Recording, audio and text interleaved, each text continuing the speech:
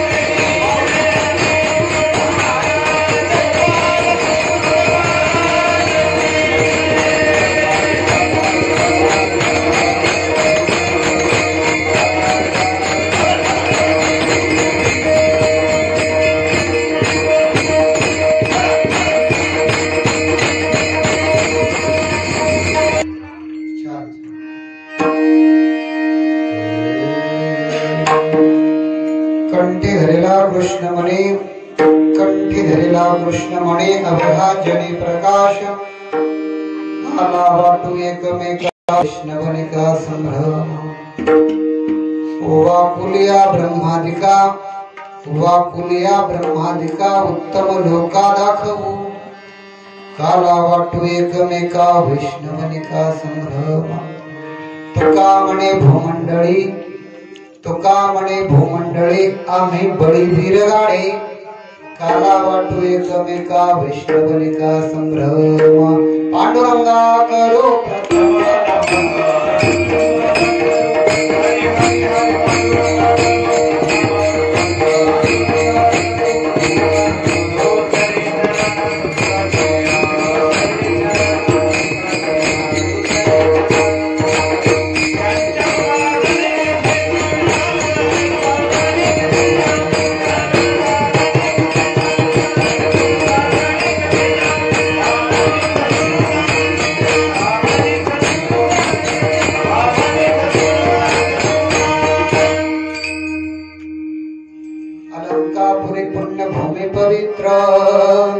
तेथे नांदतो ज्ञान राजा सुपात्र तया ठविता महापुण्य राशी नमस्कार माझा सद्गुरु श्री ज्ञानेश्वर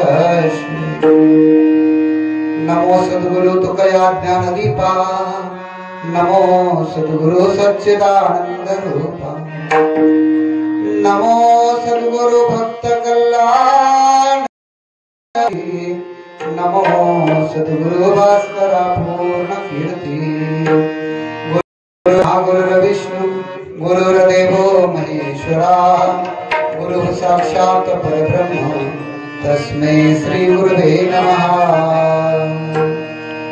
कंठी धरिला कृष्णमणी अवघाजनी प्रकाश काला वाटू एकमेका वैष्णवनिका संभ्रम प्रसूत प्राप्त प्रसंग कीर्तनरूपी सेवेसाठी घेतलेला अभंग संत श्रेष्ठ जगद्गुरु तुकाराम महाराज यांचा असून 4 चरणांचा उत्कृष्ट असा काला प्रकरणातील अभंग आहे.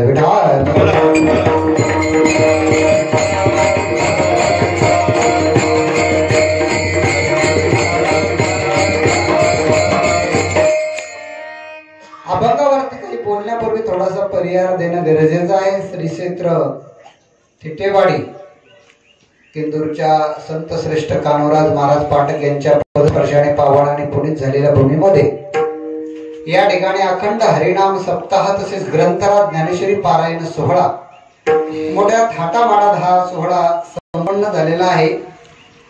गेले 7 दिवस आपण हा सोहळा या ठिकाणी अनुभवतो आहे. 9 ऑगस्ट पासून सुरू झालेला सोहळा आज 16 ऑगस्टला या दिवशी कालेच्या या मुहूर्तावर येऊन थांबलेला आहे. अशा या काही महात्म्याच्या कृपेनं हा अखंड हरिनाम सप्ताह आणि ज्ञानेश्वरी पारायण सोहळा संपन्न झाल्यापैकी वैकुंठवासी महंत नामा चंचलगिरी महाराज यांच्या आशीर्वादाने वैकुंठवासी हरिभक्तीपरायण गुलाबराव वाळुंज गुरुजी वैकुंठवासी बाबुराव तात्याबा थिट्टे आप्पा वैकुंठवासी रामभाऊ थिट्टे अण्णा वैकुंठवासी रामदास स्वामीजी महाराज यांच्या सर्वांच्या प्रेरणेनं हा सप्ताह या ठिकाणी संपन्न होतो आहे. जे स्थळ आहे हनुमान व दत्त मंदिर यांच्या या ठिकाणी हा सप्ताह संपन्न होतो आहे. या सप्ताहाला 7 दिवस अन्नदान करणारे अन्नदाते त्याचबरोबर आर्थिक सहाय्य करणारे दाते गायनाचार्य बाबासाहेब महाराज मैन माऊली महाराज या ठिकाणी उत्कृष्ट पक्वादवादक ऋषिकेश महाराज सुकरे आणि त्यांच्या जोडीला उत्कृष्ट तबलावादक सार्थकजी महाराज जोडगे अशा पद्धतीनं हे सर्व गायक आणि मृदंगाचार्य मंडळी या ठिकाणी आहे. टाळकरी विनेकरी हार्मोनियम वादक उत्कृष्ट असे ढवळे सर काकडा भजनी मंडळ ज्ञानेश्वरी पारायण व्यासपीठ चालक पारायण करणारे संयोजक साहेबा भजनी मंडळ समस्त ग्रामस्थ थिटेवाडी त्याचबरोबर आतापर्यंत झालेल्या कीर्तनाचे सर्व मान्यवर आजच्या कीर्तनाचे सौजन्य ज्यांच्याकडे आहे असे ते हरिभक्तीपरायण आमचे सहकारी निलेश महाराज थिटे व समस्त श्रोते मंडळी पंचक्रोशीतील आलेल्या सर्व मंडळींचं त्या सर्वांच्या कष्टाचं फळ म्हणजे आजचा काल्याचा प्रसाद आहे. यातून जर कोणी चुकला असेल तर क्षमस्व. विठाल मोजक्या वेळेमध्ये आपल्याला भगवान श्रीकृष्णाचा काला करायचा. सर्व भाविक भक्त या ठिकाणी गेली 7 दिवस आनंदानं बाबासाहेब महाराज सारखे उत्कृष्ट गायक आहेत मृदंगाचार्य तबला वादक आणि याच्यामुळे आधीचीनच एक दुधामध्ये साखर पडते आणि असं गायनाची एक शक्ती संचारात असते. महाराज उत्कृष्ट अशी हार्मोनियमची साथ देत असतात. संगीताच्या माध्यमातून एक वेगळ्या लहरी प्राप्त होत असतात. ही जी भूमी आहे संत कान्होराज महाराजांची. कान्होराज महाराजांविषयी थोडक्यात सांगायचं म्हणजे त्यांच्याविषयी अनेक गोष्टी आहेत, पण एक थोडक्यात सांगून आपण पुढे जाऊया. काही वर्षापूर्वी जेव्हा कान्होराज महाराज होते तेव्हा काशीमधून काशी विश्वेश्वराने एका साधकाला सांगितलं, तुला ज्ञान प्राप्त करायचे, गुरु प्राप्त करून घ्यायचे, तू काय कर, महाराष्ट्रामध्ये जा. महाराष्ट्रामध्ये केंदूर गावामध्ये तुला संत कान्होराज महाराज पाठक तुला भेटतील आणि ते तुला ज्ञान देतील. मग तर काशीवरून तो साधक इथे आला केंदूरला. आल्याच्या नंतर बघतो तर संत कान्होराज महाराज बाहेर बसले होते ओट्यावरती. इकडनं एक नातू तिकडनं एक नातू खेळत होते. आता तो साधक संपूर्ण आयुष्याचा त्याग करून देवाची भक्ती करत होता आणि इथं आलं तर हे बाबा नातवाला खेळतात. त्यानं त्याचं पश्चाताप केला की आता हे यांच्या नातवात दंग झाले, हे मला काय ज्ञान सांगणार आहेत आणि ह्याची माझा काय उद्धार करणार आहे. मग कान्होराज महाराजांनी त्याच्याकडे पाहिले, म्हणले का नाराज झाला बाबा, तुझं काय इच्छा आहे. तो म्हणला माझा थोडा भ्रमनिराश झाला, देवाला चुकीच्या पतात. म्हणजे काय झालं, तुमचं नाव सांगितलं पण तुम्ही तर म्हणे लेकरा बाळा तुमच्या माझा उद्धार कसा करणार होईल. अरे पण मुलाची अडचण आहे का तुला, घेतली मुलं बिरीत टाकून दिली.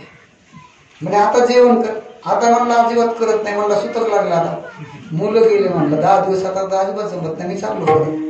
म्हणजे मुलंच गेले ना, पुन्हा मुलं बोलवले, पुन्हा मुलं आले आणि म्हणे मग आता जीवतो. मला कळलं नाही तुमचा अधिकार केवढा आहे.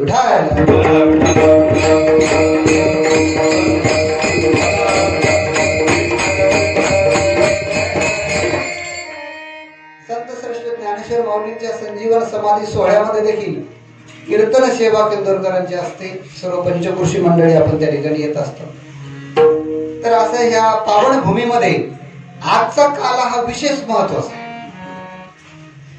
गेली अनेक वर्षापासून हा सप्ताह चालू आहे, पण आजचा काळ हा विशेष कशासाठी आहे की काल जसा श्रीकृष्णाचा जन्म झाला तसा संत श्रेष्ठ ज्ञानेश्वर माऊलीचा जन्मोत्सव होता आणि त्या जन्मोत्सवाला 750 वर्ष पूर्ण झाले. आणि त्याच्या निमित्तानं 750 वर्ष पूर्ण झाल्याच्या निमित्तानं मंदिराला कळस लावायचे ठरलं होतं, सुवर्ण कळस. सुरुवातीला 11 किलोचा ठरला होता, पण काल बसवताना त्याचं बघितलं तर 22 किलोचा कळस होता. किती किलोचा? 22 किलोचा कळस कालच्या मुहूर्तावर. आणि अविस्मरणीय असा क्षण, एका जणाने किलो सोनं दिलं. आता इकडं चांगले लोक आहेत, काही काही भागात जेवायला सोनं द्यायचा विषय लागून राहिला. विठ्ठल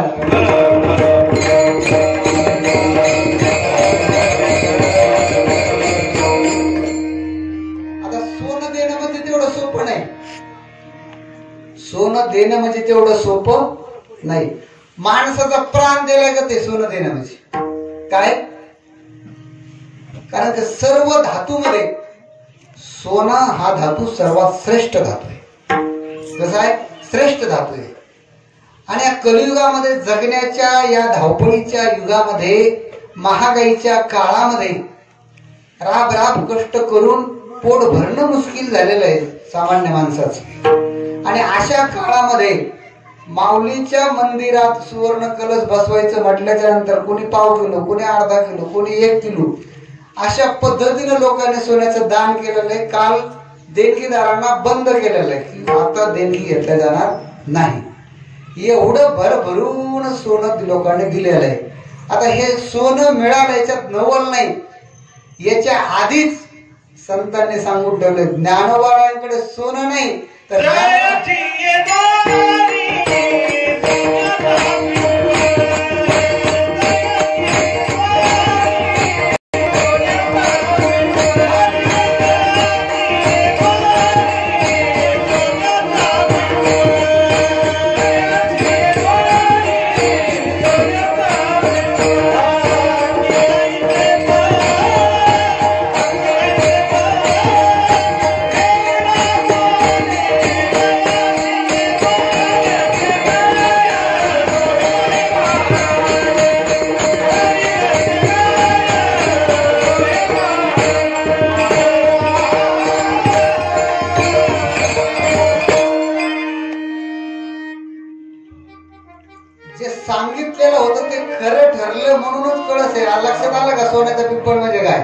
बंद केलं घेणं, सोनं घेणं बंद केलं. म्हणजे सोन्याचा पिंपळ तरी काहीच आहेत तेवढे पानं देईल, तिथं पानं अनलिमिटेड आहेत, किती पण चालूच आहेत, म्हणून सोन्याचा पिंपळ आहे.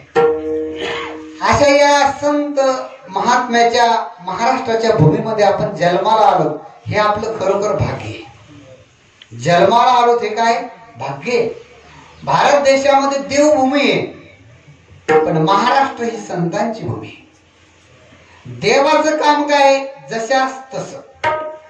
देवाचं काम काय जशास तस. यदा यदा हि धर्मस्य ग्लानिर्भवति भारत अभ्युत्थानमधर्मस्य तदात्मानं सृजाम्यहम् परित्राणाय साधूनां विनाशाय च दुष्कृतां धर्म संस्थापनार्थाय संभवामि युगे युगे. विठ्ठल.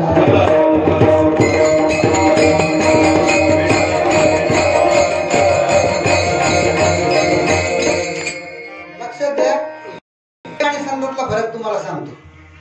आता इतके वर्ष आपण भक्ती करतो, आता देव जर जन्माला आले तर संताला यायची गरज काय, किंवा संत जर अवताराला आले तर देवाला यायची गरज काय. यांचे काम वेगवेगळे आहेत. यांचे काय येतं काम वेगवेगळे येतात. देव काय करतो, दुष्टाला मारून टाकतो. रामांनी प्रभू रामचंद्रांनी कोणाला मारलं, रावणाला मारलं. भगवान श्रीकृष्णाने कोणाला मारलं, कंसाला मारलं. मला एखादं उदाहरण दाखवा, एखाद्या संतांनी दुसऱ्याला मारलं म्हणून, त्रास दिला म्हणून. नाही, देवाचे काम वेगळी आहेत आणि संतांचे काम वेगळी आहेत. संत काय करतात, संत दुर्जनांना सज्जन करण्याचं काम करतात. म्हणून ज्ञानेश्वर माऊली पसायदाना मध्ये म्हणतात, जे खळांची व्यंकटी सांडो तया संकर्मी रती घडो. इथं तसं नाही, नाटके करतो काय हे बघ, सुदर्शन चक्र, कार्यक्रम समाप्त.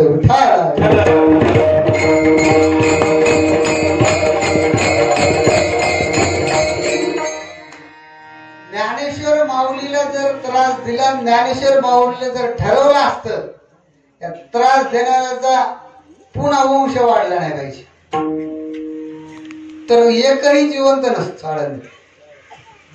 पण ज्ञानेश्वर माऊली सर्वांना, नवे नवे माऊलींना त्रास देणाऱ्या सर्वांना सुद्धा माऊली म्हणतात, हा वाईट नाही, याच्या ठिकाणी असलेली बुद्धी वाईट आहे. विठ्ठल.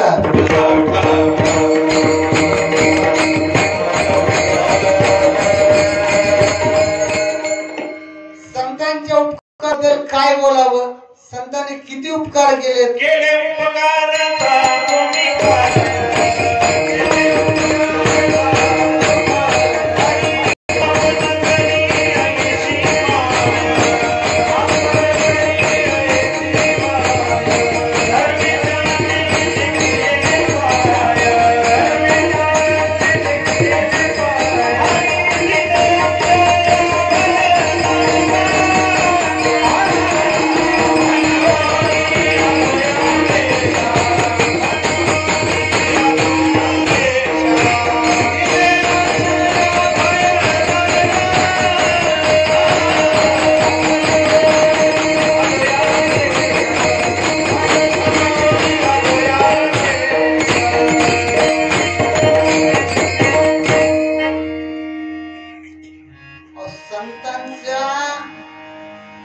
उपकाराचं वर्णन आपल्या वाणीने होणं शक्य नाही.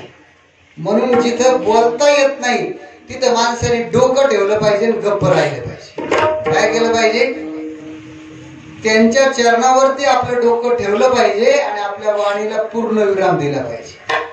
आपल्याकडे शब्दच नाही, काय द्यावे त्याशी भावे उतराई, हे देतो हा पायी थोडा. काय द्यावं त्यांच्याकडे, अगणित उपकार केलेले आहेत. माय बाप जे उपकार करू शकत नाहीत ते उपकार संतांनी केलेले आहेत. एवढे ज्ञानोबर आहे आपल्या जवळ आहे.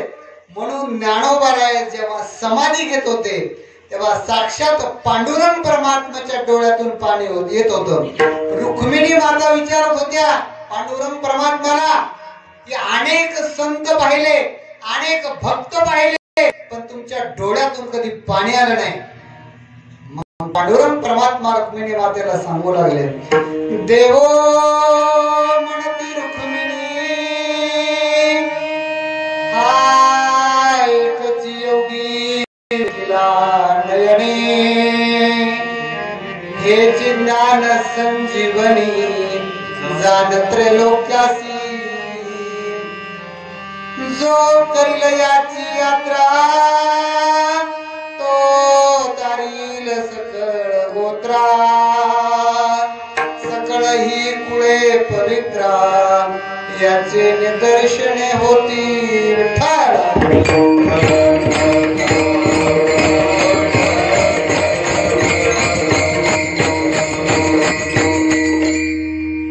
पांडुरंग परमात्मा रुक्मिणी मातेला सांगू लागले, रुक्मिणी अनेक भक्त झाले, त्या भक्ताला माझी गरज होती. अनेक संत झाले, त्या संतांना माझी गरज होती, पण मला ज्ञानोबरायांची गरज आहे. ज्ञानोबरायांचा सहवास मला पाहिजे. ज्ञानोबरायांचं ज्ञान, ज्ञानोबरायांची भक्ती, ज्ञानोबरायांचं प्रेम मला पाहिजे. म्हणून पांडुरंग परमात्म्याच्या डोळ्यात पाणी आलं आणि तेव्हा रुक्मिणी मातेला कळालं की सर्व येणारे भक्त केवळ भगवंताच्या दर्शनाकरता येत नाही, म्हणून पांडुरंग परमात्मा उभा राहत नाही. असा एखादा भक्त येतो की पांडुरंग परमात्म्याला वाटतं मलाही याच्या चरणावर नतमस्तक व्हावं. असं जर कोण असेल तर ते आपल्या महाराष्ट्रात अवतीर्ण झालेले सर्व संत आहेत. विठ्ठल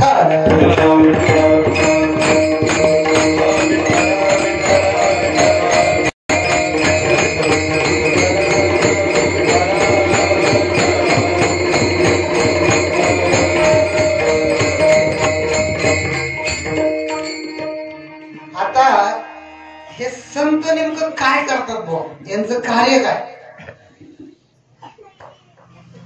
नेमकं यांचं कार्य काय, हे नेमकं कशाचा शोध लावतात.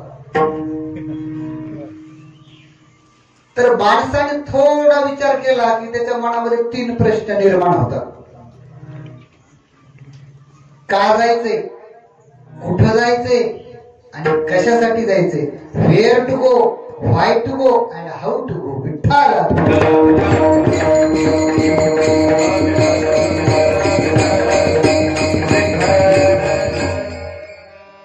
हे जेव्हा 3 प्रश्न निर्माण झाले की तेव्हा कळतं की शरीर मी नाही, हात पाय मी नाही, रंग मी नाही, आणि ह्या शरीरापेक्षा वेगळा असणारा मी आत्मा आहे. याची जाणीव प्रेमाने भक्तीने करून देणारे जर कोण असेल तर ते संत.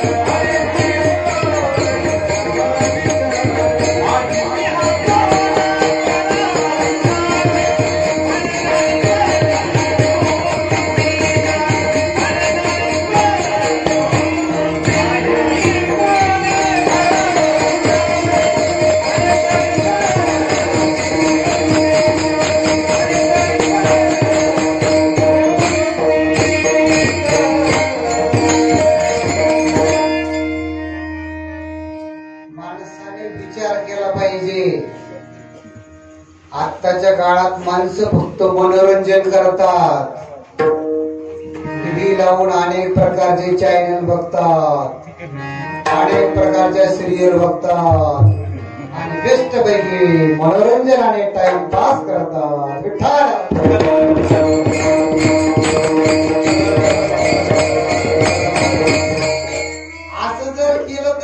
होईल या ठिकाणी कोणीच कोणाचं नाही, आपणच आपला घात करतोय आणि आपणच आपलं हित करतोय. म्हणून साधू संतांनी सांगून ठेवले नाही रे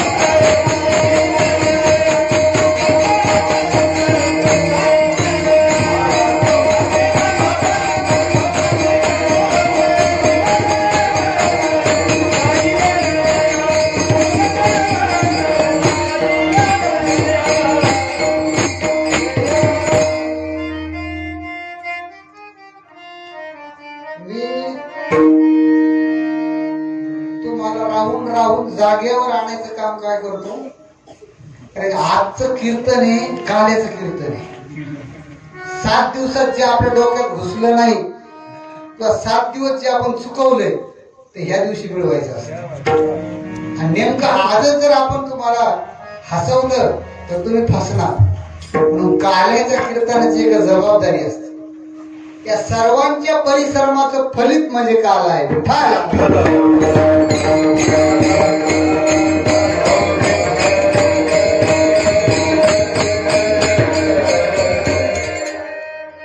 एवढंच नाही, महिनाभर काम केल्याच्या नंतर ज्या दिवशी पगार होतो, पगाराचा दिवस म्हणजे काल आहे. तुम्ही केलेल्या 7-8 दिवस काही ज्या परिश्रमाचं फलित म्हणजे काल आहे. एवढ्या दिवसाचे कीर्तन चुकले तरी चालेल, पण आजचं कीर्तन आणि आजच्या कीर्तनातला बोध घेऊन वर्षभर तो पुढच्या कीर्तनापर्यंत ठेवणं त्याचं नाव काल. असा हा काल साधू संतांच्या निमित्तानं आपल्या महाराष्ट्रामध्ये ही मोठी परंपरा चालली. तर ज्ञानोबा राय, तुकोबा राय, कान्होराज महाराज, चोखामेळा, नरहरी सोनार हे सगळे संत आहेत. या संतांनी काय केलेलं आहे, आपण जशी गळ्यामध्ये माळ घालतो ना तसं या संतांनी काय केलेलं आहे ते अभंगाच्या पहिल्या कृष्ण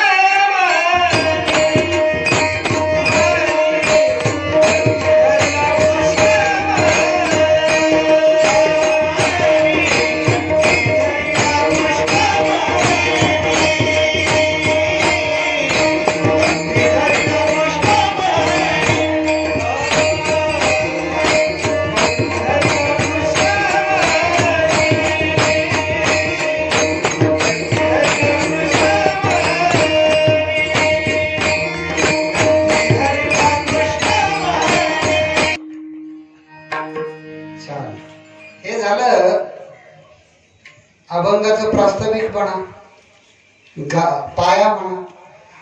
मुख्य कीर्तन आपलं काल्याचं कीर्तन आहे. आपल्याला सर्वांना गोकुळात जायचे, मथुरेत जायचे, गोकुळात जायचे, वृंदावनात जायचे आणि मग काला करायचा. काला केल्याच्या नंतर मग आपल्या जीवाला समाधान होणार आहे. काला या शब्दाचा तार्किक अर्थ काय? एकच गोष्ट असती तिला काला म्हणतात का दोन किंवा अनेक गोष्टीचं मिळून काला केला जातो? अनेक गोष्टीचं मिळून काला केला. भगवंत देव आणि जीव या दोघांचं एकत्रीकरण म्हणजे काला. काय? दही आणि लाई हे प्रतीक आहे. दही आणि लाई हे काय? प्रतीक आहे. पण जीव आणि देव याला एकत्रित करणं याचं नाव काला आहे. विठ्ठल.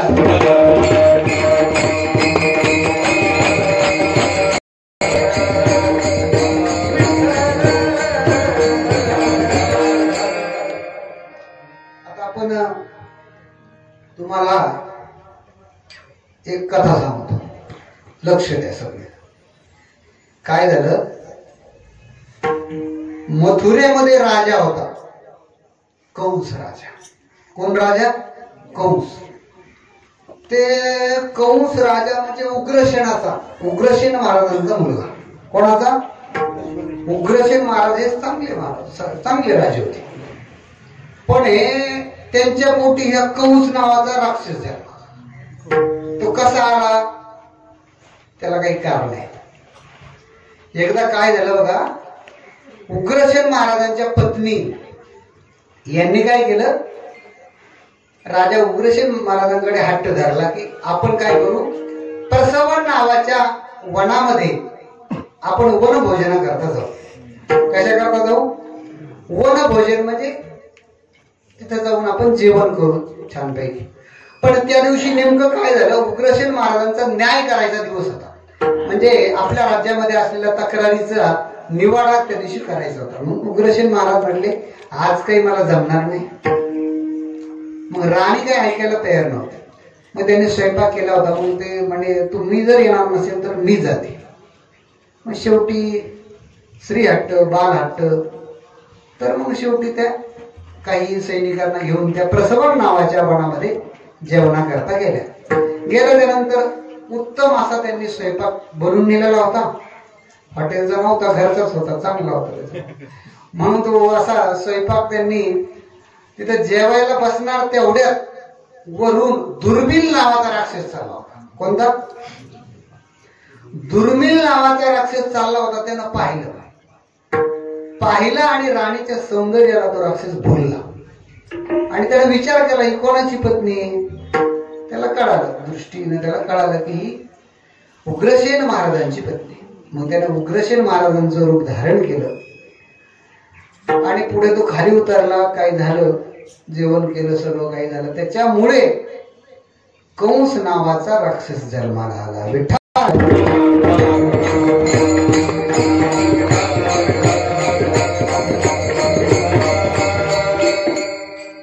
आता मग कंस कसा तिरक चालला.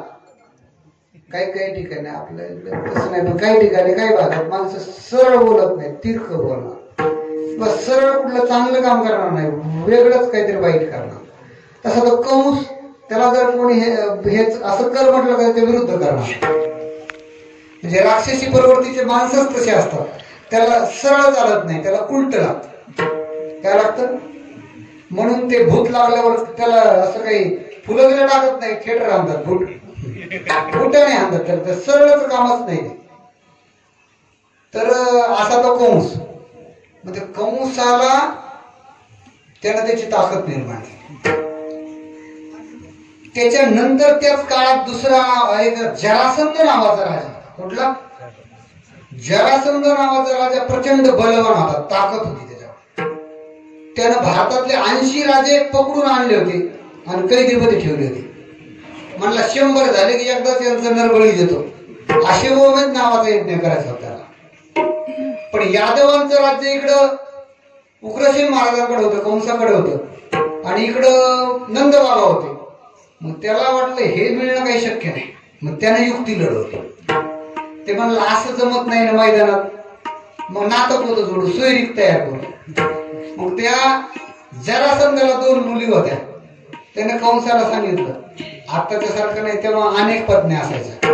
त्या कंसाला सांगितलं, कंस बाबा तुम्ही चांगले राजे, माझ्या 2 मुलीचे लग्न तुमच्याशी करायचे. कंस पहिल्यांदा नाही म्हटला, पण नंतर त्याला वाटलं याची ताकद आहे, मग आपल्याला चांगला सासरा भेटला म्हणजे मग आपली आणखीन ताकद वाढेल. मग त्यानं ते जरासंधाच्या दोन्ही मुलीबरोबर विवाह केला. विवाह केल्याच्या नंतर मग काय कंसाची ताकद वाढली. आता जरासंधाच्या डोक्यात काय होतं, हा कंस काही झालं तर माझ्या मुली याला दिल्यामुळे हा माझ्यावर वार करणार नाही, आणि काही जरी घडलं तर माझ्या मुली मला सांगितल्याशिवाय गप्प राहणार नाही. म्हणजे बघा दुहेरी डोकं चालवलं. जिथं ताकद चालत नाही तिथं शक्ती चालत नाही, तिथं युक्ती लावली. असा तो जरासंध. पण ते पुढं काय झालं, असं त्यांचं चालू होतं. लग्न झालं, सर्व झालं, त्यांचं बोलणं चालू असायचे, पुढचा डाव चालूच होता. तेवढ्यात त्या कंसाची बहीण देवकी ती सज्जन चांगली. आता हा कशा जन्माला आला, राक्षसामुळे जन्माला आला, दुर्मिळ नावाच्या, म्हणून हा राक्षस झाला. पण त्याची बहीण चांगली होती. उग्रसेन महाराजांची कन्या देवकी ही कशी होती, चांगली होती, सात्विक होती, भक्ती करणारी होती. आता कसं शेवटी बहिणीचं लग्न म्हटल्यावर भावाला मानपान मोठेपणा ह्या गोष्टी असतात.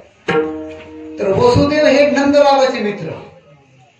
वसुदेव कुठं राहायचे, मथुरेत राहायचे, पण मित्र कोणाचे होते, नंदबाबाचे. वसुदेवांचं लग्न झालं होतं, एक पत्नी त्यांची गोकुळात होती, तिचं नाव रोहिणी. काही पुराणामध्ये वसुदेवांना 8 पत्न्या सांगितल्या, तर काही पुराणात 11 सांगितल्या. त्यापैकी दोन्हीचे नाव जवळपास सर्वांना माहिती आहे. एकीचं नाव देवकी आणि दुसरीचं नाव रोहिणी. तर एक पत्नी त्यांची कुठे होती, नंदबाबाकडे होती, रोहिणी. आणि मग ठरलं वसुदेव देवकीचा विवाह करण्याचं ठरलं. कंस म्हटला एरवी तरी हा वसुदेव नंदबाबाच्या बाजूने, मला काही सांगत नाही. माझी बहीण याला दिली, यांचा विवाह झाला तर बहिणीच्या कानोकान मला काहीतरी खबरी लागतील, गोकुळात काय चाललंय. आणि मला तर माझ्या विरुद्ध शिडयंत्र, वसुदेव मला विरोध करतो नेहमी. पण किंवा बहिणी दिल्याच्या नंतर तरी हा माझ्याशी नीट वागत. वसुदेव हे सरळ आणि सज्जन व्यक्ती होते. ते सांगते कंसाला असं अन्याय करू नको, अधर्म करू नको. कंसाला ते पटायचं नाही. पण मग कंसाला काय वाटलं, बहिणीचं लग्न करून दिलं म्हणजे हा वसुदेव माझ्या ताब्यात येईल. मग काय कंसाच्या बहिणीचं लग्न म्हणजे काय, ते काय साधं आपल्यासारखं का, ते कंस म्हणजे सोन्याचा याच्यात सगळा कारभार. सर्व राज्यातले त्यांनी मंडप, काही तेव्हा असे नव्हते, बँजो डीजे नव्हतं, डीजे नव्हता कार्यक्रम, तेव्हा ते सनई चौघड होता, उत्कृष्ट छान गायन चालायचं. आता तर डीजे वाजतून ते हार्ट अटॅक येऊन लोक मरतात. डीजे लावला आणि लगेच मेला. डीजे लावला काही दिवसांनी आपल्याला मारायला पाकिस्तानला ह्याची गरज पडायची नाही, अशी डीजे तयार केली. म्हणजे असं काही वाद्य नव्हतं, तेव्हा चांगलं वाद्य होतं. भरगतचा असा मंडप सजवला, सनई चौघडा त्या ठिकाणी वाद्य वाजत होतं, पंचपक्वान्नाचं भोजन चालू होतं. विवाह ठरलेल्या मुहूर्तावर विवाह लागला आणि वरात निघाली. वरातीचं सारथ्य आपल्या बहिणीचा रथ असल्यामुळे साक्षात कंस त्या ठिकाणी रथावर विराजमान झाला. कंस राजा रथ चालू लागला. नाचणारे नाचत होते, खाणारे खात होते, गाणारे गात होते. सर्वीकडे आनंदी आनंद झाला होता. भिक्षा मागणाऱ्याला मागेल तेवढी भिक्षा दिली जात होती. कोणी अतृप्त असा आत्मा नव्हता. आणि अशा या आनंदाच्या क्षणामध्ये एक गर्जना झाली. आता काय माहितीये का, दूध येणं असणारा पदार्थ आहे. आता दुधामध्ये मीठ सुनबाईच्या हाताने पडलं किंवा सासूबाईच्या हाताने पडलं किंवा लहान लेकराच्या हाताने पडलं तरी दूध हे काय होणार, नासणार. त्याचा काही संबंध नाही. तसा या ठिकाणी वाईट करणाऱ्याचा कर्दन काळ आला की तो कोणातरी निमित्ताने येणार. तर त्या ठिकाणी ती वरात चालू असताना मोठी आकाशवाणी झाली, अरे कंसा, तुझ्या मोठ्या थाटामाटात तुझ्या बहिणीचा जो विवाह सोहळा संपन्न केलेला आहे, तर लक्षात ठेव, तिच्या पोटी जन्माला आलेला 8वा तुझा वैरी, तुझा काळ जन्माला येणार आहे. हे ऐकल्याच्या नंतर मरण कोणाला आवडत? कोण माणूस आहे मला मरण पाहिजे, मला लय मरण आवडते, ते काय भाजी आहे का काय, सकाळी मला आवडते संध्याकाळी आवडते. आणि मरण जर सुखकर करायचं असेल तर काला केला पाहिजे, जीव आणि शिवाची ओळख केली पाहिजे, मी कोण आहे याचा विचार केला पाहिजे, नाम जप केला पाहिजे. असा हा कंस त्या ठिकाणी घाबरला आणि घाबरल्याच्या नंतर त्याने विचार केला, अरे जर मलाच मारायला तू उठली असेल तर तुला जिवंत ठेवत नाही. असं म्हणून त्यानं शस्त्र उपसलं तलवारीचं. देवकी मातेला मारणार तेव्हा वसुदेवाने हात जर आपल्या आता झालेल्या बायकोवर जर अन्याय होत असेल आणि आपण जर काहीच करत नसेल तर तो आपल्याला दोष लागेल. लालनात पालयंती भार्या, पत्नीला लालन पालनात पाळायचं असतं, तिचे काही हट्ट ऐकायला लागतात. तसं तिच्यावर होणारा अन्याय देखील हा नवऱ्याने रोखला पाहिजे. आत्ताच्या काळात उलटच आहे, नवऱ्याचे अन्याय करतात तर रोखायचा प्रश्न कुठून येणार.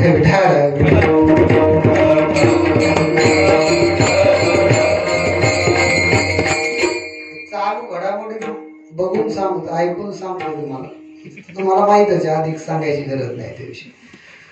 हात धरल्याच्या नंतर सांगितलं, अरे कंसा का मारतो? अरे म्हटलं माझा काळ जन्माला येणार आहे. ते म्हणलं एक काम करणार, ती मारणार आहे का तुला? म्हणलं नाही. म्हणलं मी मारणार आहे का? म्हणलं नाही. मग कोण मारणार आहे? आमच्या पोटी जन्माला मारणार आहे ना? म्हणलं हा. मग एक काम करणार, आम्हाला जन्माला आलेले सगळेच मुलं तुला देऊन टाकतो. मग काय विषय का? तो थोडासा होता मंगळच. म्हणला हा, मग काय विषय? मग तो विषय नाही म्हणलं. मग त्यानं काय केलं, त्यांना सोडून दिलं. सोडून दिल्याच्या नंतर काय झालं, नारायण त्या ठिकाणी आले. नारद मुनी आल्याच्या नंतर नारद मुनीने सांगितलं, अरे कंसा काय माणूस आहेस. त्यांना तू सोडून दिलं आणि सरळ सरळ त्यांच्या शब्दावर विश्वास ठेवतो, झालेले मुलं तुला आणून देतील म्हणून. अरे काय भरोसा आहे, कोणी कोणाच्या काळाचा तुकडा देत असते का? अरे म्हणलं ते बी खरे, म्हणजे दोन्ही कुठून ठरवलं, ते बी खरे. म्हणलं मग यांना बंदी खाण्यात ठेव, नजर कैदेत ठेव, यांच्या पुढे तुझे पारेकरी ठेव, काय भरोसा नाही. म्हटला तुझा मृत्यू होईल असं चूक करशील ना तू, एक चूक तुझ्या जीवा बेतर. म्हणलं ते पण खरंय. तिकडनं त्याने मग ते ऐकलं आणि त्यांना बंदी खाण्यात ठेवलं. आता बंदी खाण्यात ठेवल्याच्या नंतर समाधान पावला. कंस कसा झाला?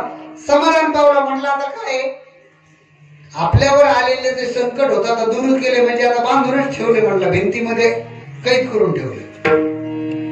पण हे करत असताना काय झालं, पहिलं मूल जन्माला आलं, वसुदेवाने कंसाला नेऊन दिलं. पुन्हा कंस म्हणला, जाऊ दे माझ्या बहिणीचं लेकरू, कशाला मारायचं, मला आठवण मारणार आहे. शेवटी मग देऊन टाकलं, परत दिलं, आणलं देवकी. देवकी म्हणे मा भाऊ किती चांगला आहे बघा ना, माझं मूल परत दिलं. पुन्हा त्याला नारदांची भेट. नारद म्हटले का सोडलं? म्हणलं आठवण मारणार आहे, पहिल्याला मारून कशाला उगा पापाचं धनी व्हायचं. नारद म्हणले तुला गणित येते ना? ते म्हणलं येते. म्हणलं मोज, 1 2 3 4 5 6 8. म्हणलं 8ला जर इकडनं सुरुवात केली तर मग कसं करायचं?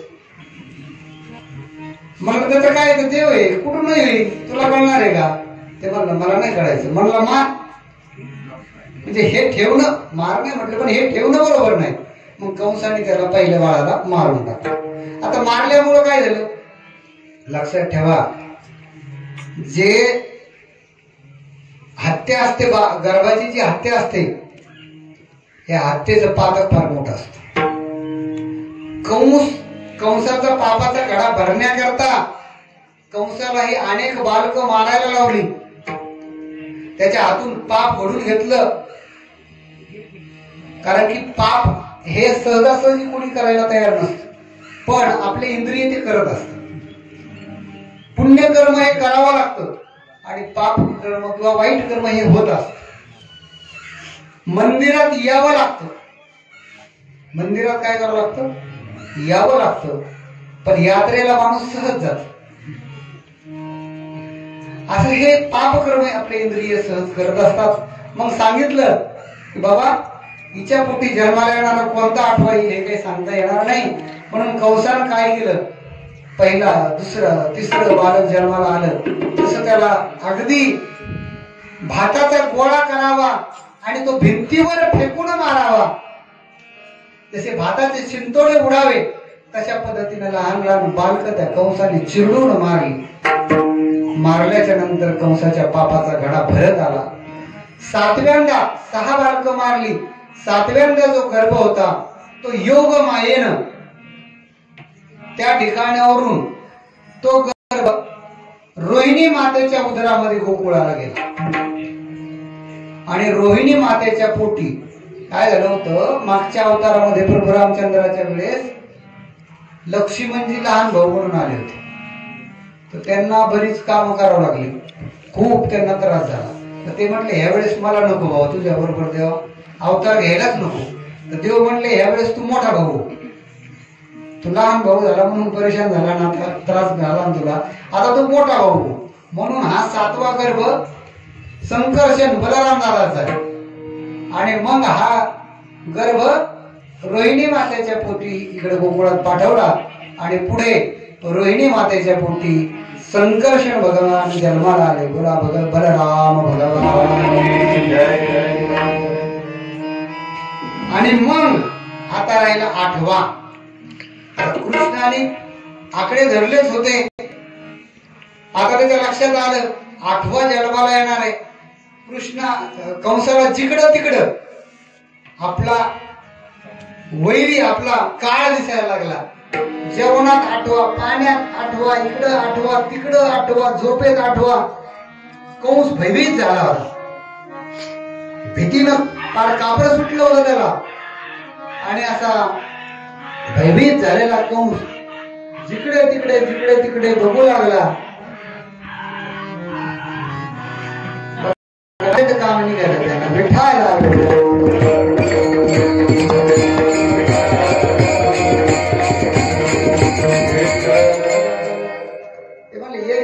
कोणी विचारत नाही ना, मग कालेच्या कीर्तनात होईल आपला उल्लेख होईल म्हणून इथं आले ते.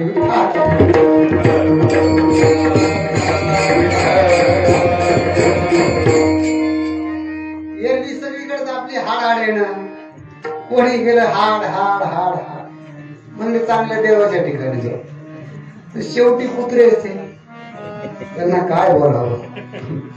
तर अशा पद्धतीने मग 8वा जन्माला येणार म्हणून कंस भयभीत झाला.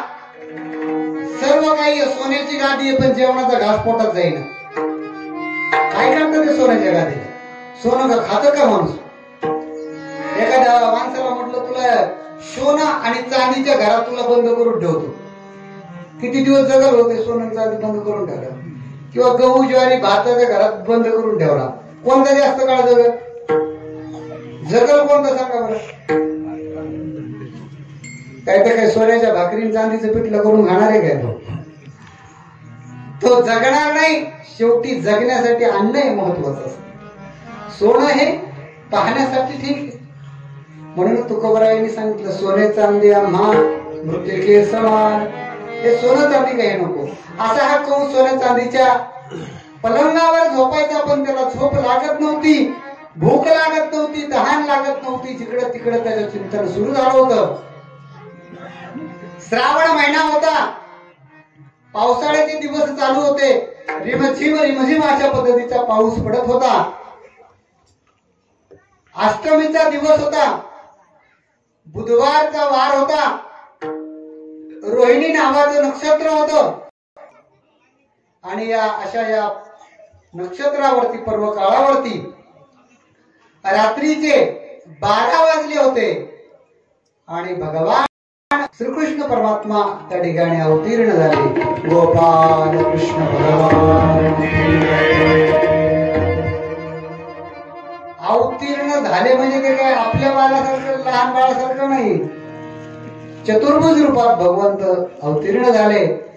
आणि अवतीर्ण झाल्याच्या नंतर यशोदा मातेने सांगितलं की मला, देवकी मातेने सांगितलं की मला बालसुख हवे. भगवंता तुम्ही लहान व्हा. भगवंत लहान झाले, पण लहान होताना सांगितलं की मला या ठिकाणी ठेवू नका, मला काय करा नंदाच्या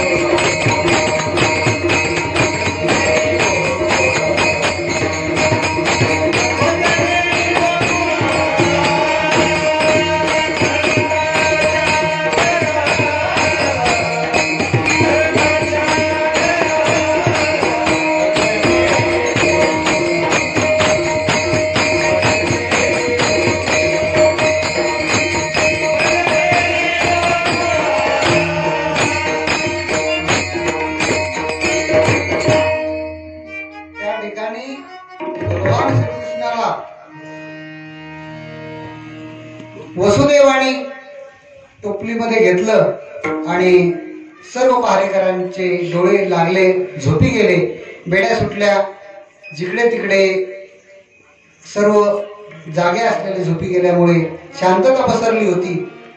आणि वसुदेव टोपलीमध्ये घेऊन मथुरेला जर तुम्ही कधी गेला असाल तर मथुरा आणि गोकुळ याच्यामध्ये यमुना माता नदी, तर त्या नदीला ओलांडून पलीकडे जायचं. तेव्हा आताच्या सारखे ब्रिज वगैरे काही पूल वगैरे तेव्हा नव्हते. मग ते पाण्यातून वसुदेव निघाले,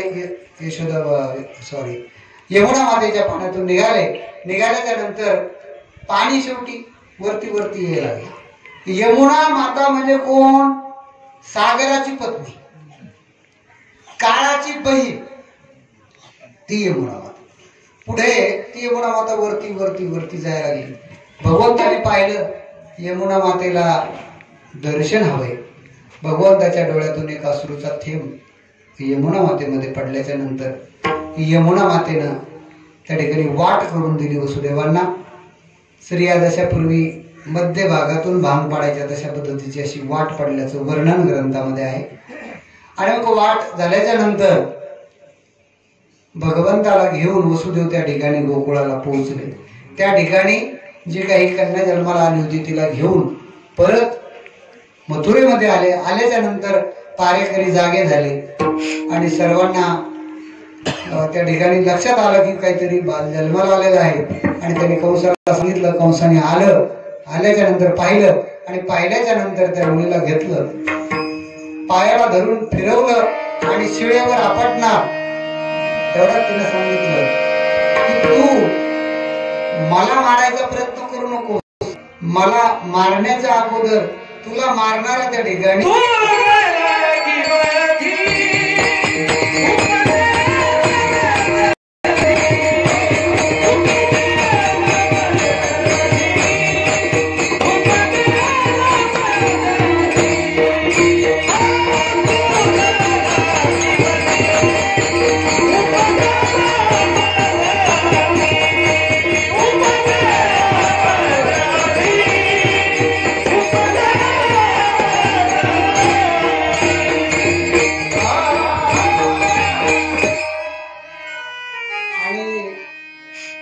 बातमी ऐकल्याच्या नंतर कंस थरथर थरथर थरथर कापायला लागला. एवढा मोठा बलवान ताकदवान दागदागिने असलेला कंस मात्र थरथर घाबरायला लागलेला आहे. आणि त्याला काय सांगितलं, सगळ्या सेवकांना सांगितलं जेवढी बालक या परिसरात जन्माला आलेले सगळे मारून टाका. पापाचा घडा, सर्व बालक मारले गेले. भगवान श्रीकृष्णाचा शोध कंस घेऊ लागला. आणि मग नंतर त्याला कळालं की मला मारणारा गोकुळामध्ये. आणि मग असं कळाल्याच्या नंतर मग कंसाने काही उपाय चालू केले. तिथं एक भट पाठवले ज्यांना की राक्षस भटाच्या मांबळ भट त्या ठिकाणी पाठवले आणि उलट सुलट त्यांचं ग्रहमान सांगून कसे वाईट आहेत कृष्ण असं सांगायला सांगितलं. पण भगवंताने तिरक्या नजरेनं पाहिलं. पाट लाटणे घरातले सगळ्याच वस्तू त्या भटावर सुटल्या आणि भट पडत गेला. पुढे त्याची फजिती झाल्यामुळे त्यानं सांगितलं मी काय त्या बाळाला काही मारू शकत नाही. मग कंसाची बहीण होती एक राक्षसी, ती म्हटली अरे तू संकटात दे, माझंही काही तुला योगदान असावं, मी काम करते ते. तू जा. मग ती म्हणे मी जाते पण कसं जाणार त्याने विचारलं. ते म्हणे काही नाही, त्या ठिकाणी नंदबाबाच्या घरी यशोदा मातेला मी सांगल की मी तुझी दूरदूरची बहीण आहे आणि कृष्णाची मी मावशी आहे. तुझी बहीण म्हटल्यावर मी कृष्णाची कोण झाले, मावशी आहे असं मी सांगल आणि विष भरून जाईल मी आणि त्या कृष्णाला पाजल. लहान तर बालक आहे, विष पेलं की ते काही जगणार नाही अशी तिची समजूत होती. काय होती तिची समजूत होती आणि त्या समजुतीनं ती चांगल्या पद्धतीनं काही तयार होऊन गेली.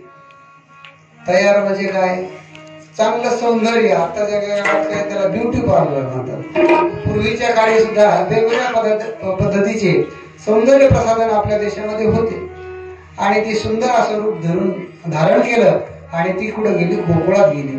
गेल्याच्या नंतर काय झालं आणि तिने ओळख सांगितली खोटी नाटी.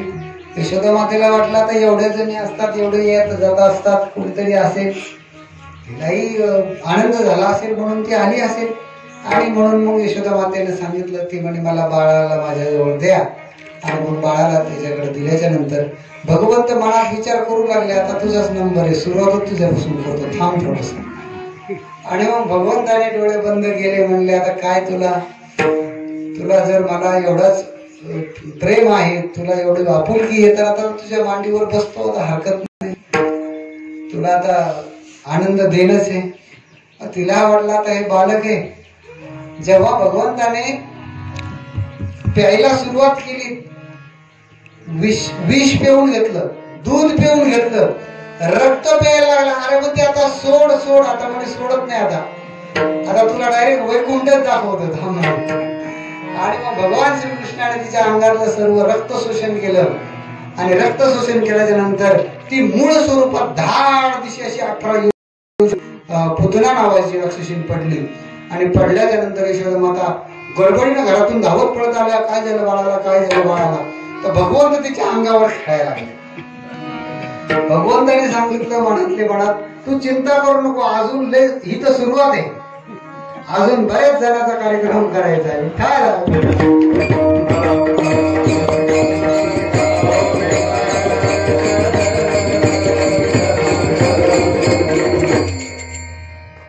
आपल्याला वेळ कमी वेळेत आपल्यालाही बरेच कार्यक्रम करायचे. तर मग असं भगवंत मग त्या ठिकाणी रांगायला लागले. रांगता काय करू लागले, रांगत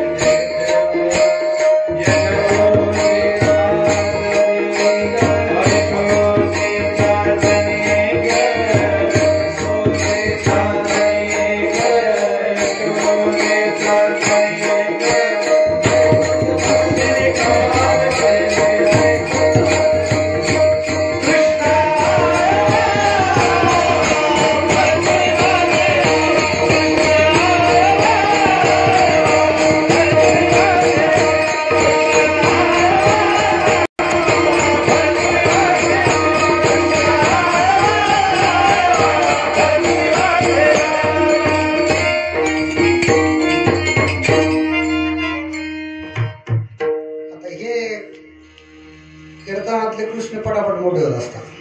लगेच ते रांगणं झाल्याच्या नंतर मग त्यांनी आपल्या घरीच राहावा. गोकुळात जरी गेला असेल तर फार मोठा अजूनही आहे जुना वाडा. 5 दरवाजे होते त्या वाड्याला, गाय दरवाजा, मुख्य दरवाजा, असे 5 दरवाजे, मोठा वाडा. आणि कृष्ण नंद बाबाकडे 9 लाख गायी होत्या. किती? 9 लाख. आपल्याकडे चित्र ठेवावं लागते, तो भाग वेगळा. आई तुझा मी एकुलता एक, गायी राखवितो 9 लाख. तर किती गायी होत्या? 9 लाख. आता गायीची दुर्मिळ दशा आहे. आता गायी हा गोशाळेत बघायला भेटतात. काही दिवसांनी काही लोक आपल्या नातवाला घेऊन जाते, ही बघा गाय, याला काय म्हणतात. तसं आता वाघ म्हणावं लागतो, हा बघा वाघ, याला वाघ म्हणतात. तर चित्रातच राहिला, आता प्रत्यक्षात दिसणे नाही.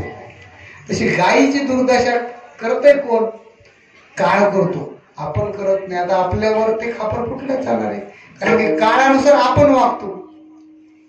आपल्याला हात भरायला नको. आपल्याला काय पाहिजे, आपल्याला सुख पाहिजे. आणि ते सुख कशात पाहिजे, विषयामध्ये पाहिजे. आणि विषयात सुख कधी मिळत नसतं.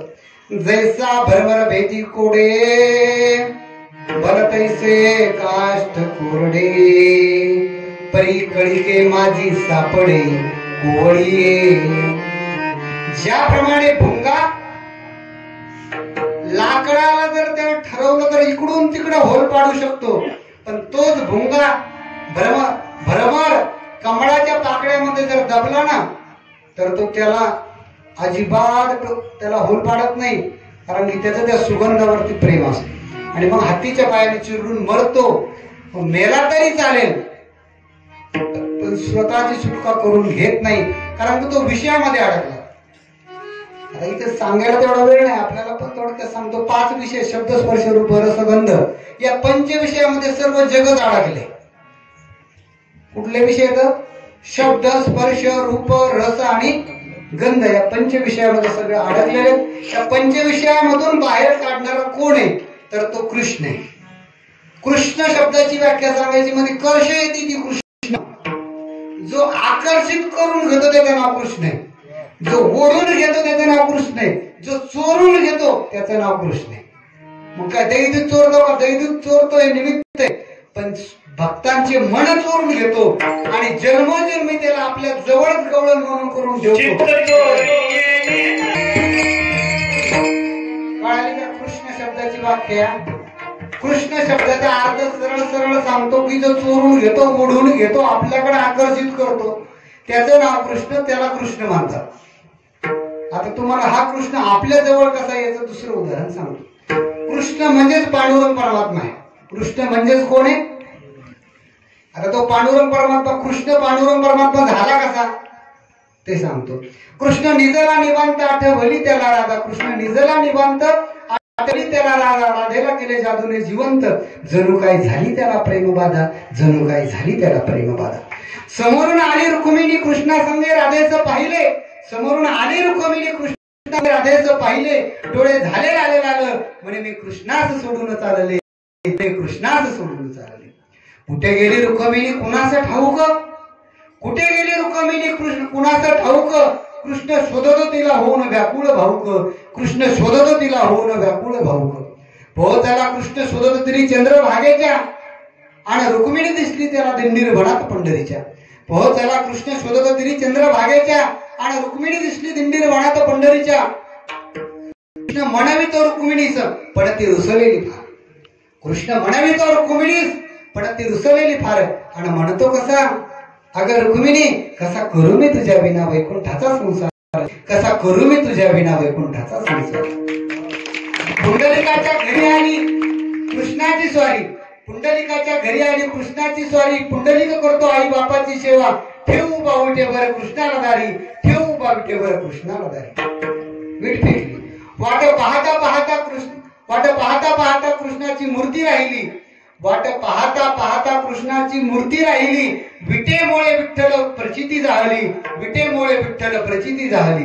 भूमंडळी विठ्ठलास बापा आणि रुक्मिणीस आई, भूमंडळी म्हणे विठ्ठलास बापा आणि रुक्मिणीस आई. आणि बोला जे विठोबा रुक्माई, बोला जे विठोबा विठोबा.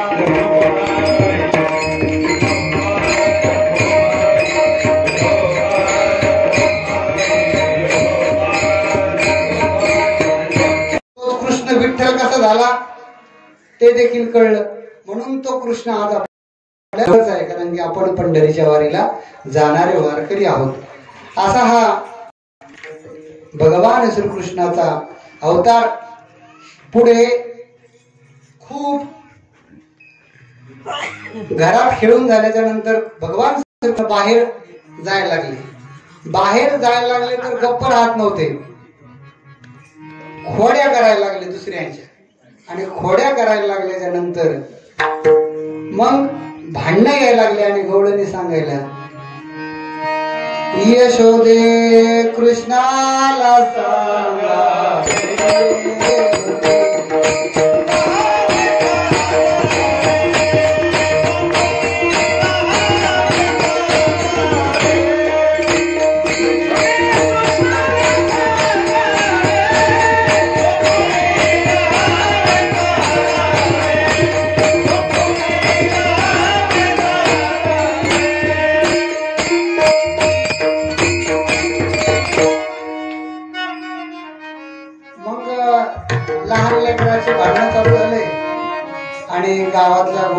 गवळणी आल्या यशोदा मातेकडे आणि सांगू लागल्या, यशोदा माता, तुझा जो बालकृष्ण आहे आम्हाला त्रास देतो आहे, आम्ही तर राहावं का जावं, काय करावं तू सांग आम्हाला, समजून सांग तुझ्या बाळाला. आणि यशोदा माता मग भगवान श्रीकृष्णाला जवळ बोलवलं आणि सांगितलं, कृष्णा तुझ्या खोड्या खूप वाढलेल्या आहेत, आता तू शाळेला जायचं. कुठं जायचं? शाळेला. तर तेव्हाची शाळा आत्तासारखी नव्हती, शाळा सुटली पाटी फुटली. तेव्हाची शाळा म्हणजे गाईच्या मागे जायचं. कुठं जायचं? आता डिजिटल शाळा आली, शाळा सुटत नाही पाटी फुटत नाही, ऑनलाईन चालूच आहे.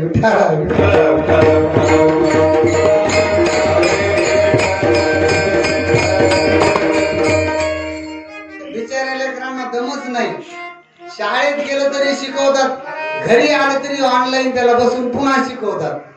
मग ते त्याचं डोकं चालत नाही एवढं. पूर्वी शाळा सुटायची, शाळा सुटली पोरांना काही काम नसायचं, बेस्ट खेळायचं, मनसोक्त पोरं खेळायची. आता शाळा सुटली तरी ऑनलाईन असल्यामुळे पुन्हा घरी बसावं लागतं, नाहीतर ट्युशनला जावं. लेकरं पार दबून गेलेत वजनाने त्या अभ्यासाच्या, म्हणून ते लवकरच चष्मे लागायचे, त्यांना दिसणं झाले, कॅल्शियम कमी व्हायला लागले, अनेक प्रकारच्या अडचणी. खेळू दिलं पाहिजे. मग भगवंताला यशोदा मातेने सांगितलं, तुम्ही काय करा. भगवंताला सांगितलं, भगवंता तुम्ही आता या ठिकाणी थांबू नका, तुम्ही काय करा, आपल्या गायी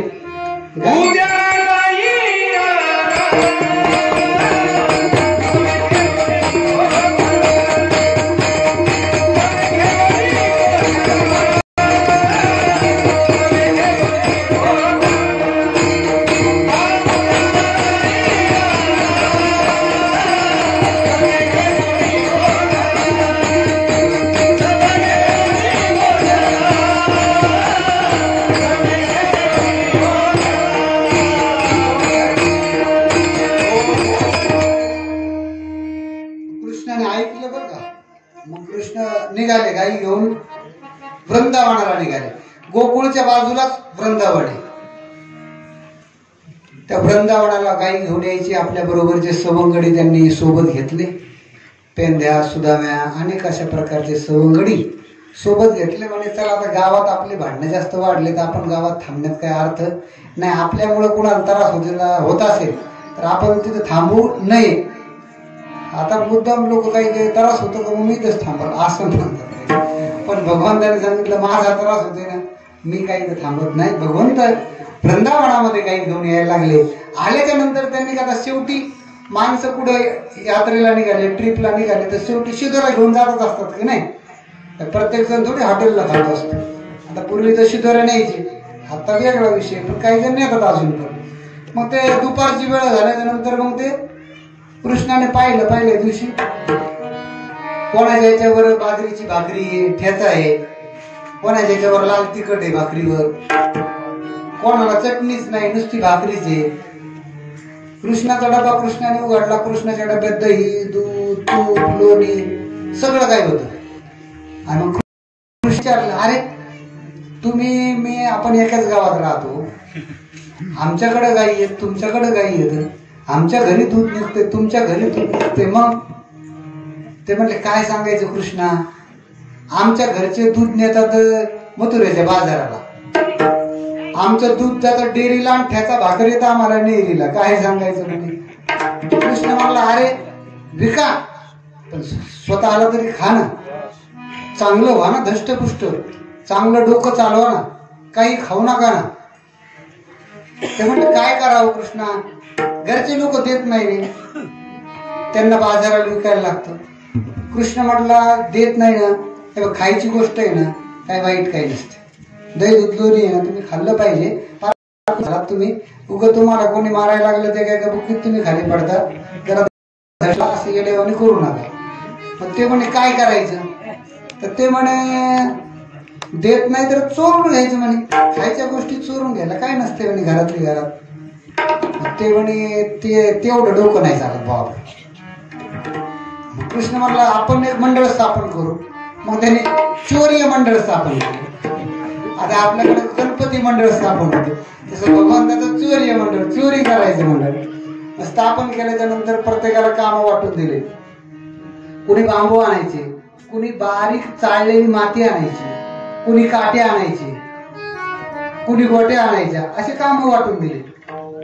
आणि वाटून दिल्याच्या नंतर कृष्णाने सांगितलं हे सगळं साहित्य जमा ठेवायचं. ठेवलं. मग पुढं काय करायचं? आता गवळणी दुपारच्या वेळेला घरातलं काम वगैरे सगळं आवरून दारात किंवा दुसऱ्या मैत्रिणीकडे जाऊन गप्पा मारत असतात. त्यांना काही टीव्ही बघायला नाही, त्याच्यामुळे त्या गप्पा मारत असतात पूर्वीच्या गवळणीच.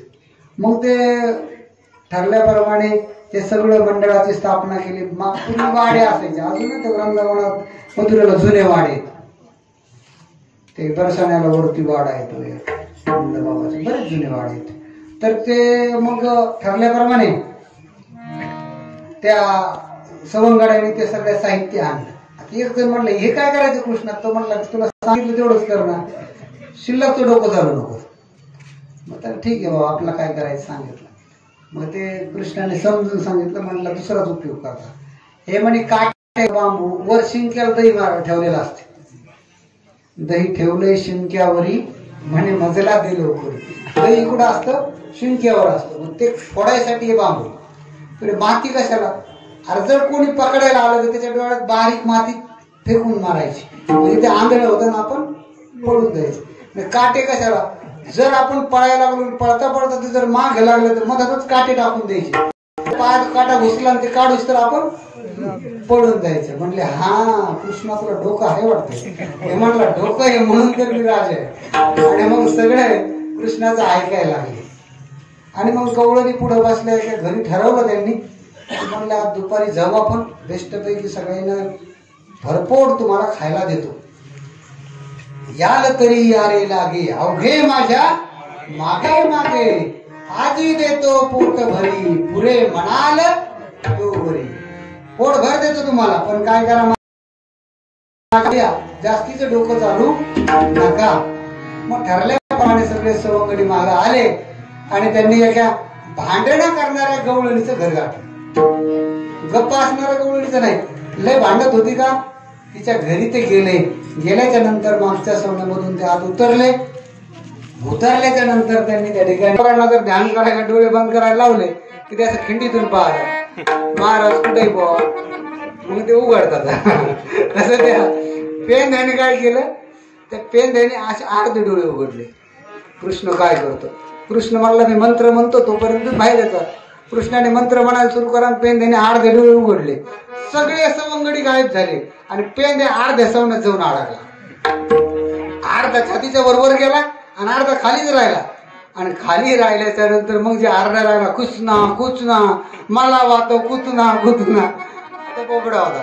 आणि कृष्ण म्हणला आता माझी काही चूक आहे, मी तुला सांगितलं ते तू केलं का? तुझं तू सुटका करून घ्या, आपला काही संबंध. आपण ठरल्याप्रमाणे सर्व काही केलेलं आहे. मग गवळणी म्हणल्या सापडला सापडला. आणि मग त्या गवळणी आल्या आणि त्या पेंद्याला प्रचंड असा मार दिला.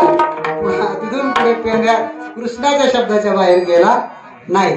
असं करत असताना मग भगवंतांनी पुन्हा सांगितलं की आता काय करा, तुम्ही दररोज दही दूध लोणी घेऊन काय करायचं, वनामध्ये यायचं, त्याच्याशिवाय यायचं नाही. आपलाही वेळ झालेलाच आहे आता काला करायचा. मग भगवंताने सांगितलं की आज आपल्याला विशेष असा काला करायचा. काय करायचा? विशेष काला करायचा. गेली 7 दिवस आपण अहोरात्र या कार्यासाठी तत्पर आहोत. कार्यासाठी आपलं जीवन आपण झोकून दिलेलं आहे आणि आज आपण नाही. आणि मग सगळ्या सवंगड्याने मिळून आणलेल्या शिदोऱ्या भगवंताने एकत्र केल्या आणि एकत्र करून त्या ठिकाणी काला केला. बोला गोपाल कृष्ण भगवान कंठी धरिला कृष्ण मणी अवघा